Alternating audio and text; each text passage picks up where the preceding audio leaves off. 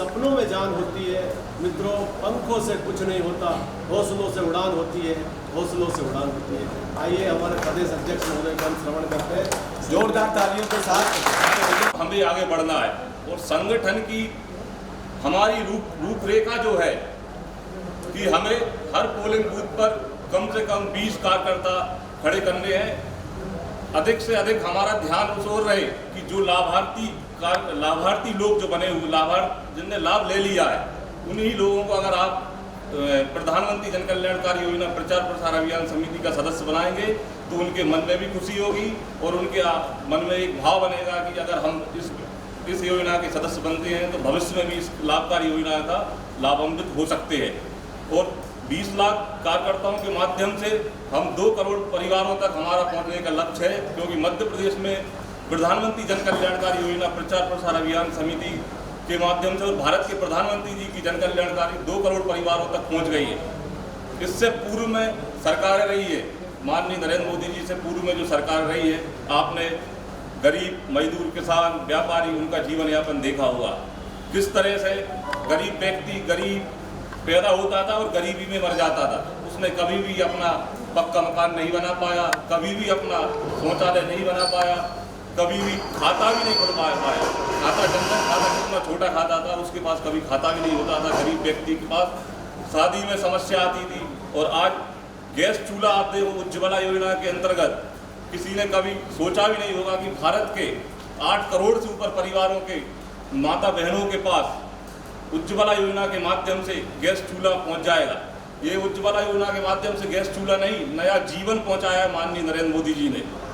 आप समझते हैं कि एक चूल्हे से पकाया हुआ खाना एक बार का 6 सिगरेट के धुएं के बराबर हमारी माता बहनों को सेवन करना पड़ता था एक बार का खाना पकाने में। और उस खाना को पकाने के बाद वो बीमारियों से लिप्त हो जाती थी। और अगर परिवार की महिला, जिसको हम परिवार का गृह मंत्री का दायित्व देते हैं, अगर वो ही बीमार रहे तो आप समझो हमारा गृह किस तरह से चलता होगा। तो इसके बाद भारत के प्रधानमंत्री जी ने उनका पहला उनकी चिंता की। फिर इसके बाद आपने देखा होगा कि शौचालय घर घर पर नहीं थे, तो हमारी माताएं बहनें किस तरह से लज्जा के बस होकर फिर भी उनको शौच बाहर करने जाना पड़ता था। उन्होंने इस दशा को भी, मनोदशा को भी समझा प्रधानमंत्री जी ने, और भारत को शौच मुक्त कर दिया और घर घर पर शौचालय स्थापित कर दिए।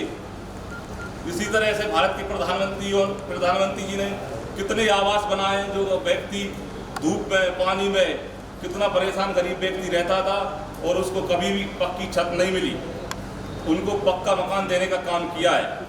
फिर जनधन खाता जो खोला है, जनधन खाते के माध्यम से डायरेक्ट डीबीडी सीधा लाभ सीधा व्यक्ति के पास पहुंचाते हैं। इससे पूर्व में प्रधानमंत्री हुआ करते थे जिन्होंने कहा था कि हम 1 रुपये भेजते हैं और नीचे 15 पैसे पहुंचता है, लेकिन अब शायद हमारे भारत के प्रधानमंत्री श्री नरेंद्र मोदी जी ने उस वाक्य को पलट कर रख दिया है।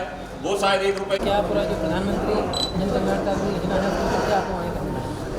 आज प्रधानमंत्री जन कल्याणकारी योजना प्रचार प्रसार अभियान समिति मध्य प्रदेश की इंदौर संभाग की बैठक आज इंदौर में संपन्न हुई है।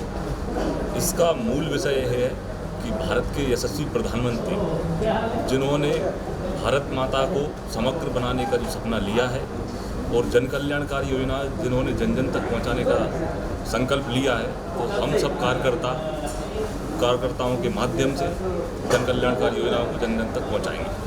ये जिस तरह से प्रधानमंत्री, एक तो सरकार है, बीजेपी सरकार तो एक ही है, लेकिन क्या आपको लगता है कि जिस तरह इस तरह का जो संगठन बनाया है सरकार, इस संगठन बना के या खुद भी कर सकती थी प्रचार प्रसार के माध्यम से संगठन करनी थी? भारतीय जनता पार्टी खुद स्वयं करती है प्रचार प्रसार, खुद स्वयं करती है, सरकार भी करती है। हमारा ये बीच का माध्यम है प्रधानमंत्री जन कल्याणकारी योजना प्रचार प्रसार। हमारा इसमें लक्ष्य मूलतः ये है कि माननीय मोदी जी की जो जन कल्याणकारी योजनाओं का लाभ जिसने लिया है, लाभार्थी को इसमें कार्यकर्ता के रूप में स्थापित करना है।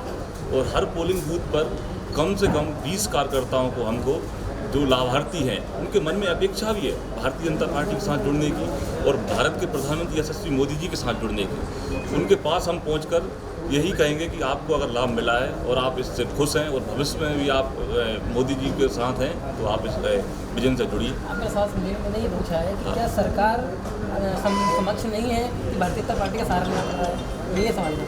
नहीं, सरकार सक्षम है, लेकिन संगठन का भी एक दायित्व बनता है कि जो हमारी सरकार करती है उसको किस तरह से कार्यकर्ता तक ले जाना है, पोलिंग बूथ तक ले जाना है। सरकार भी ले जा रही है, हमारा संगठन भी ले जाएगा।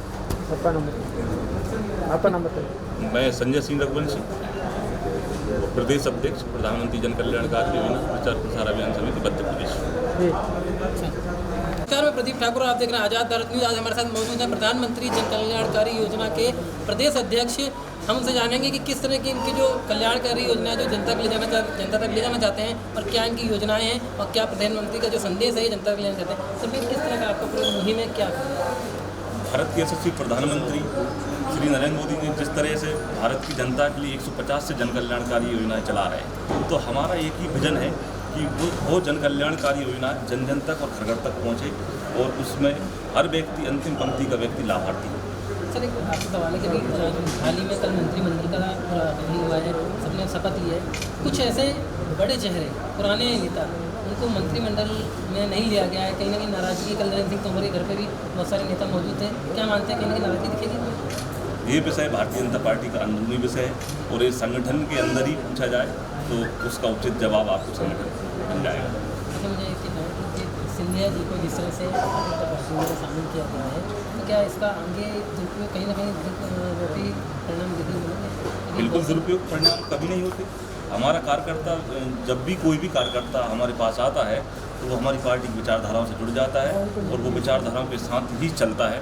इसलिए इसका आप बिल्कुल ना सोचें कि हमारे सिंधिया जी अब हमारे पार्टी के सदस्य हैं और हम कंधे से कंधे मिलाकर सिंधिया जी के साथ चलेंगे और सिंधिया जी भी हमारे कार्यकर्ताओं के साथ हैं। और भारतीय जनता पार्टी के जो उसी क्षेत्र के नेता हैं जो चुनाव लड़ते थे, अब वहाँ से कांग्रेस के चुनाव जो अब भारतीय जनता पार्टी में आए हैं लोग, वो लड़ेंगे, कहीं ना कहीं एक दूसरे में टकराव नहीं होगा? इस स्थिति में कोई टकराव की स्थिति नहीं, कभी ना कभी तो चेंजेस होता है, परिवर्तन आता है। परिवर्तन को हम स्वीकार करते हैं और भारतीय जनता पार्टी का तो काम ही है कि हम जो संगठन काम देता है उसको जिम्मेदारी से निभाते हैं।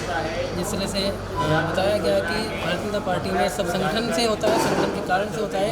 जनवर्धन हार्दिक मंसूर के साथ प्रदीप ठाकुर, आज़ाद भारत, इंदौर।